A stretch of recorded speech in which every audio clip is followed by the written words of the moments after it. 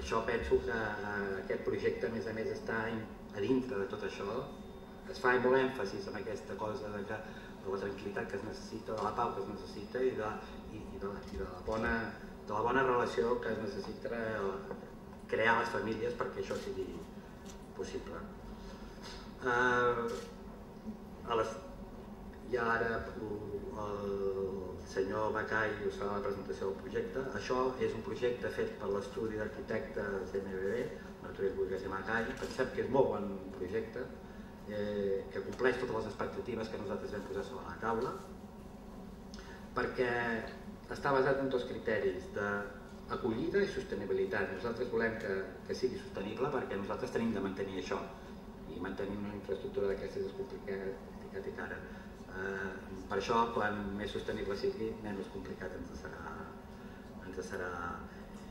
I tot això ho hem fet a través de, amb la nostra filosofia com a associació, Co0, implicant a la gent, explicant a la gent, a la societat civil, explicant-los el problema i traient la bona cosa que tenim tots. La part bona, la part positiva, la part que ens fa sentir ciutadans i persones. I molta de la gent que ha treballat i que ha fet que aquest projecte sigui real, sigui possible, doncs és a través de l'ajuda, de donar una part de la seva història d'una manera altruista. Molt bé, tinc moltes coses més que dir, però penso que ja m'estan fent senyals. I de totes maneres, molt agraït a tota aquesta gent, de veritat, molt agraït a tota aquesta gent que s'ha implicat i tota la gent que es té que implicar, perquè ara estem ara acabem de tallar la cinta de sortida, ara tenim d'aconseguir els diners, els recursos, etc. Ho tenim molt ben pensat, perquè no ho pensem sols, ho pensem amb molta gent està pensant en aquests moments com fer-ho. Tenim aquesta sensació que la societat civil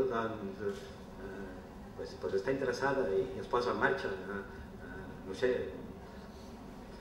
veient la història d'aquest país, la gent s'ha posat en marxa moltes vegades. Abans fèiem catedrals, després vam fer grans cases. Jo penso que ara és un moment per posar en marxa aquesta història, que penso que en tenim mancances socials i en tenim moltes. I em sembla que ara és el moment d'entre tots fer aquesta empenta per intentar solucionar un problema que tenim tots davant, que les infraestructures tots en tenim aquesta mancança. Doncs les infraestructures socials també tenen mancances, no només a l'AVE. No sé, no tinc res més. Molt bé.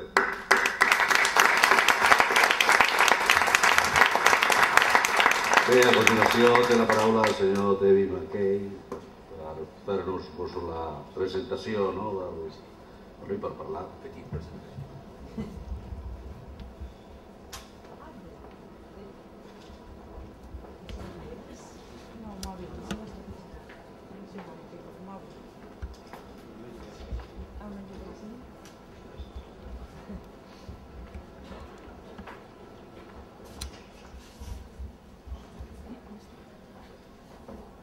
Bon dia a tothom.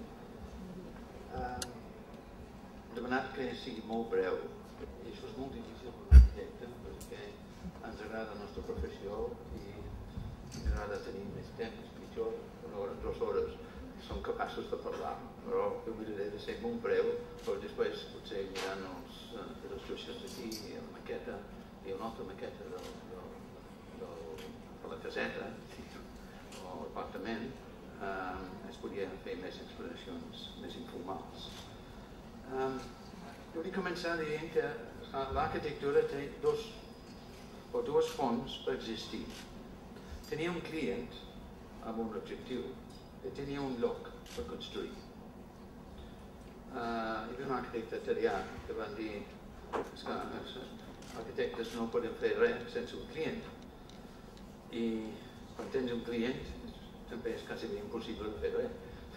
És difícil, però en aquest cas ha estat fantàstic perquè realment les intencions dels objectius del projecte i tota la gent que presenta aquest projecte per nosaltres de fer volen qualitat arquitectònica perquè veuen que això és una ajuda per la feina que s'ha de fer en aquest edifici, igual com l'escola i altres edificis.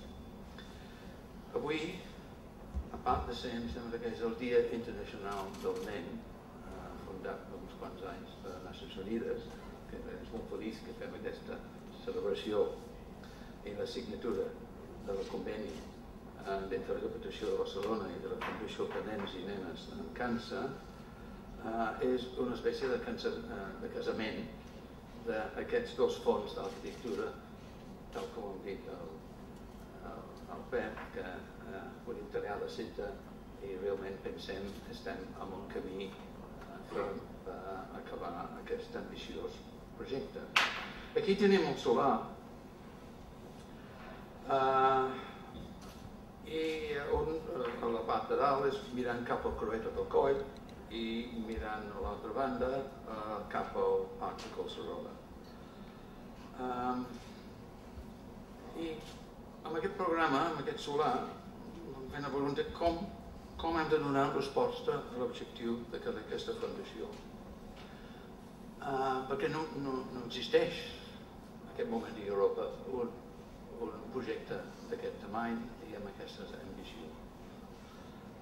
Hi ha projectes semblants, més petites, i hem anat a mirar aquests projectes que curiosament estan a Escòcia.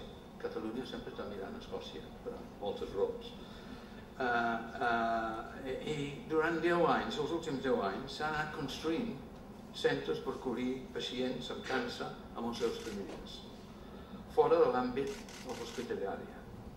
Es diuen Maggie Centers. En aquest moment jo explico ben bé què són els Maggie Centers, però puc il·lustrar un fet que Frank Gehrig a Dundee, que és l'arquitecte que tot el recorda del peix d'aquest Hotel dels Arts i el Guggenheim del Belvoir. Vull dir, darrere d'aquests tipus d'edificis sempre ha anat buscant una qualitat d'arquitectura important.